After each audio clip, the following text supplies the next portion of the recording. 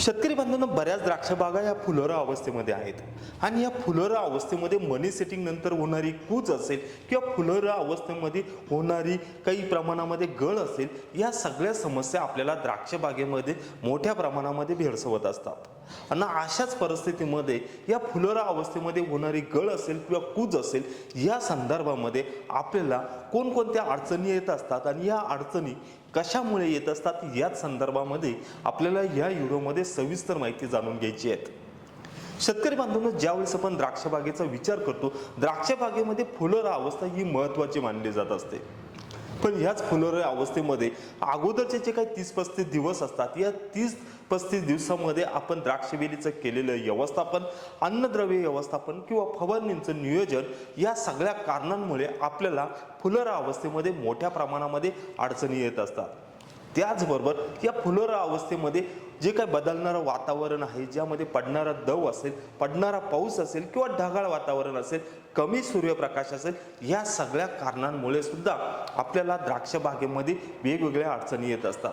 मग अशा परिस्थितीमध्ये आपण एक द्राक्ष बागायतदार म्हणून द्राक्ष बागेच्या फुलोरा व्यवस्थापन कशा पद्धतीनं करावं किंवा फुलोरा अवस्थेतील द्राक्ष बागेमध्ये कोणकोणत्या प्रकारचे निर्णय घ्यावा, या संदर्भामध्ये बऱ्याच शेतकऱ्यांना प्रश्न पडलेले असतात. शेतकरी बांधवांनो, या व्हिडिओमध्ये आपण द्राक्ष बागेतील फुलोरा अवस्थेतील जे काही व्यवस्थापन आहे, या संदर्भातल्या ज्या काही अडचणी आहेत, समस्या आहेत आणि या समस्यांवरती ज्या काही उपाययोजना आहेत, या संदर्भामध्ये सविस्तर माहिती जाणून घेणार आहोत. शेतकरी बांधवांनो, या द्राक्ष बागेचं, या फुलोरा अवस्थेचं नियोजन बघत असताना जर तुम्ही द्राक्ष बागे येत्या काळामध्ये सांभाळत असाल आणि हे सांभाळताना द्राक्ष बागेमध्ये सातत्याने पडणारे काही प्रश्न असतील, समस्या असतील, या समस्या सोडवण्यासाठी आम्ही द्राक्ष बाग संदर्भामध्ये द्राक्ष शेड्यूल बुक हे तयार केलेलं आहे. या पुस्तकाची किंमत फक्त 199 रुपये आहेत. हे तुम्हाला दिलेल्या नंबरवरती व्हॉट्सअप करून द्राक्ष शेड्यूल बुक असा मेसेज टाकून तुम्हाला तात्काळ खरेदी करता येणार आहेत. शेतकरी बांधवांनो, या पुस्तकाची किंमत 199 रुपये आहेत. हे तुम्हाला ई-बुक स्वरूपात मिळेल आणि पुढील तुम्ही मेसेज केल्यानंतर 199 रुपये पेमेंट करून पुढल्या 10 ते 15 मिनिटांमध्ये हे शेड्यूल बुक तुमच्या मोबाईलमध्ये असणार आहेत. शेतकरी बांधवांनो, द्राक्ष बागेच्या आता आपण या फुलोरा अवस्थेमध्ये होणारी गळ असेल किंवा कूज असेल, या संदर्भामध्ये सविस्तर चर्चा करूया. शेतकरी बांधवांनो, द्राक्ष बागेतील गळ असेल किंवा कूज असेल, या सातत्याने दरवर्षी येणारी आपल्याला समस्या आहेत आणि बऱ्याच वेळा द्राक्ष बागेचं व्यवस्थापन करत असताना आपण या समस्यांवरती दरवर्षी नवीन नवीन प्रयोग असतील, नवीन नवीन उपाययोजना असतील किंवा जुन्या काही उपाययोजना असतील, ज्याच्या आपण फवारण्या करत असतो की ती समस्या सोडवण्यासाठी प्रयत्न करत असतो. पण शेतकरी बांधवांना, द्राक्ष बागेमध्ये दरवर्षी ही फुलोरा अवस्था येणारच असते आणि येत असताना ज्या काही गोष्टीची काळजी सुरुवातीच्या टप्प्यामध्ये घ्यायला पाहिजे, ती आपण बऱ्याचदा आपलं द्राक्षाचं उत्पादन वाढवण्यासाठी असेल किंवा कमी आलेलं उत्पादन वाढवण्याच्या दृष्टीनं बऱ्याच काही अशा द्राक्ष बागेत गोष्टी घडत जातात. त्यामुळे खराब वातावरणामध्ये आपल्याला फुलोरा अवस्थेमध्ये नुकसान दिसून येत असतं. शेतकरी बांधवांनो, सगळ्यात महत्त्वाचा मुद्दा म्हणजे फुलोरा अवस्थेमध्ये द्राक्षवेलीचं मायक्रो क्लायमेट. फुलोरा अवस्थेमध्ये जात असताना ज्यावेळेस आपली द्राक्षबाग दोडा अवस्थेत असते, त्यानंतर द्राक्ष बागेमध्ये असलेले कॅनोपी, पानांची गर्दी किंवा घडांची संख्या जास्त ठेवलेली असेल, त्यावेळेस फुटींची संख्या, ह्या सगळ्यांमुळे द्राक्षवेलीमध्ये एक मायक्रो क्लायमेट तयार होतं आणि अशा परिस्थितीमध्ये थोडंसं दव पडलं किंवा घड थोडेसे फिंगारलेले असले किंवा कमी फिंगारलेले असते, घडामध्ये पाणी जास्त साचून राहिलं, अशा परिस्थितीमध्ये आपल्याला 20-30% किंवा 40-45% फुलोरा अवस्थेमध्ये गळकूज दिसायला सुरुवात होते. मग यासाठी सगळ्यात महत्त्वाची उपाययोजना म्हणजे द्राक्ष बागेमधील जो काही पानोळा आहे किंवा जी पान संख्या असेल, शूट संख्या असेल, या सगळ्यांचं व्यवस्थित असं वातावरण द्राक्ष वेलीच्या भोवती तयार करणं खूप महत्त्वाचं आहे. मग या परिस्थितीमध्ये शेंडे मोडणे असेल किंवा ज्या फुटीवरती घड नाही त्या फुटी काढणे असेल, घडापासून पाणी काढणे असेल, यासारख्या उपाययोजना आजपर्यंत आपण करत आलेलो आहेत. पण ह्या सर्व परिस्थितीमध्ये जर खराब वातावरण झालेलं असेल, तर ह्या परिस्थितीमध्ये बुरशीजन्य रोगांची फवारणी सुद्धा योग्य प्रमाणात घेणं गरजेचं आहे.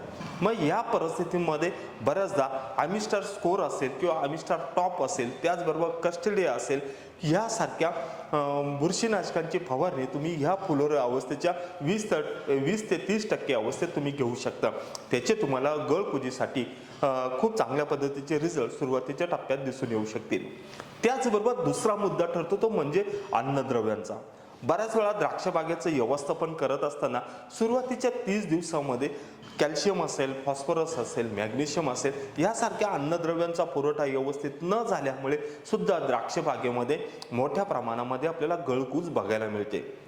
जर सुरुवातीच्या टप्प्यामध्ये शेंडा वाढीसाठी असेल किंवा द्राक्षवेल ही मोठ्या प्रमाणामध्ये वाढत असेल, या परिस्थितीमध्ये नत्रयुक्त अन्नद्रव्याचा पुरवठा जास्त प्रमाणामध्ये झालेला असेल किंवा व्हेजिटिव्ह ग्रोथ थोडीशी जास्त असेल, या परिस्थितीमध्ये पुन्हा वेगळं नियोजन करणं आपल्याला द्राक्ष बागेमध्ये महत्त्वाचं ठरतं.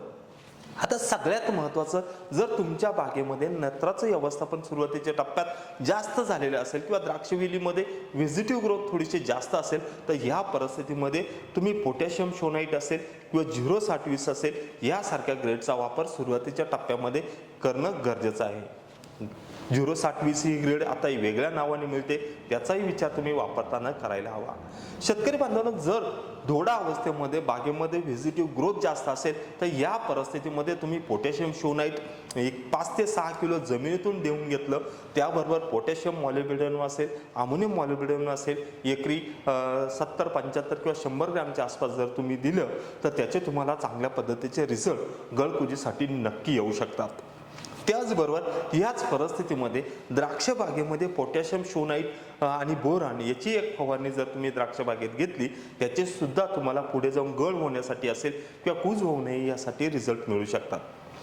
त्याचबरोबर द्राक्ष बागेमध्ये कॅल्शियमचा पुरवठा वाढवण्यासाठी वेगवेगळे कॅल्शियमचे प्रॉडक्ट मार्केटमध्ये उपलब्ध आहेत, त्याची एखादी फवारणी तुम्ही फुलोरा अवस्थेमध्ये घेऊ शकता. शेतकरी बांधवांनो, आता त्यानंतर बऱ्याच वेळा पाऊस पडत असेल, दव पडत असेल, अशा परिस्थितीमध्ये बरेच शेतकरी डायमोर असेल किंवा प्रोसेल असेल किंवा सुपरशक्ती कंबाईन असेल याचा वापर आपल्या द्राक्ष बागेमध्ये गळकूज होऊ नये यासाठी करतात. शेतकरी बांधवांनो, ही जी काही फवारणी आहे ही अंतिम टप्प्यामध्ये तुम्ही द्राक्ष बागेमध्ये घ्यायला हवी. ज्या वेळेस तुम्ही फुलोरा अवस्थेमध्ये कंबाईन असेल, डायमोर असेल किंवा प्रोसेल असेल याची भीतीपोटी फवारणी घेतात, या फवारणीमुळे ज्यावेळेस मनी सेटिंग होते अशा परिस्थितीमध्ये मण्यांची जी काही घडामध्ये लागण आहे ही मोठ्या प्रमाणामध्ये राहते आणि त्यानंतर पुढे जाऊन आपल्याला थिनिंगला जास्त प्रमाणामध्ये करावे लागते किंवा घडाचा जो काही शेप असतो हा मोठ्या प्रमाणामध्ये खराब होऊन जात असतो. म्हणून ह्या परिस्थितीमध्ये जर तुम्ही गळकूज होत असेल, तुम्ही प्रोसेल असेल, डायमोर असेल किंवा कंबाईन असेल याची थोडंसं प्लॉटमध्ये कोणत्या परिस्थितीमध्ये आपण ही फवारणी घेतो याचा विचार करून या फवारणीचा निर्णय घ्यायला हवा. जर तुम्ही प्रोसेल असेल किंवा डायमोर असेल किंवा कंबाईन असेल द्राक्ष बागेमध्ये फवारणी करत असाल तर या परिस्थितीमध्ये त्याबरोबर विपुल 200 लिटर पाण्यासाठी 400 ml, त्याबरोबर मॅग्नेशियम सल्फेट 500 ग्राम अशी एकत्रित फवारणी घेतली तर त्याचे थोडेसे चांगल्या पद्धतीचे रिझल्ट द्राक्ष बागेमध्ये मिळतात आणि पुढे जाऊन यांच्या ह्या स्टेरॉइडचा जो काही द्राक्ष बागेमध्ये वापर होतो याचा साईड इफेक्ट आपल्या घडांवरती किंवा मण्यांवरती आपल्याला दिसून येत नाही. म्हणून ही फवारणी तुम्ही काळजीपूर्वक घ्यायला हवी. शेतकरी बांधवांनो, गळकूज होताना अजून एक महत्त्वाचा मुद्दा ठरतो ते म्हणजे पाणी नियोजन. बऱ्याच वेळा द्राक्ष बागेमध्ये ह्या परिस्थितीत तण मोठ्या प्रमाणामध्ये वाढलेलं असतं आणि ह्या परिस्थितीमध्ये काही शेतकऱ्यांकडून तणनाशक जर वेळेवर फवारलं गेलं नाही तर अशा परिस्थितीमध्ये बोधावरती वाढलेलं तण आणि दिलं जाणारं पाणी यामुळे थोडंसं जे काही दव पडतं ह्या दबामध्ये घड मोठ्या प्रमाणामध्ये पाणी धरून ठेवतो आणि त्यामुळे सुद्धा द्राक्ष बागेमध्ये आपल्याला कूज दिसून येत असते. म्हणून द्राक्ष बागेमध्ये जर एकदम बारीक काळी जमीन असेल अशा परिस्थितीमध्ये फुलोरा अवस्थेत पाणी थोडंसं कमी करायला हवं. पण जर तुमची जमीन हलकी असेल, मुरमाट असेल अशा परिस्थितीमध्ये द्राक्ष बागेला पाणी देणं गरजेचं असतं. पण हे पाणी देताना चुकूनही संध्याकाळच्या वेळेस देऊ नका, हे पाणी सकाळच्या वेळेस तुम्ही द्राक्ष वेलीला द्यायला हवं. ह्या शेतकरी बांधवांना गळकुजी संदर्भामध्ये हे 5 ते 6 मुद्दे अतिशय महत्त्वाचे आहेत आणि येत्या द्राक्ष बागामध्ये तुम्हाला गळकुजीच्या समस्या सोडवायच्या असतील तर ह्या 3 ते 4 मुद्द्यांवरती तुम्ही विचार करायला हवा.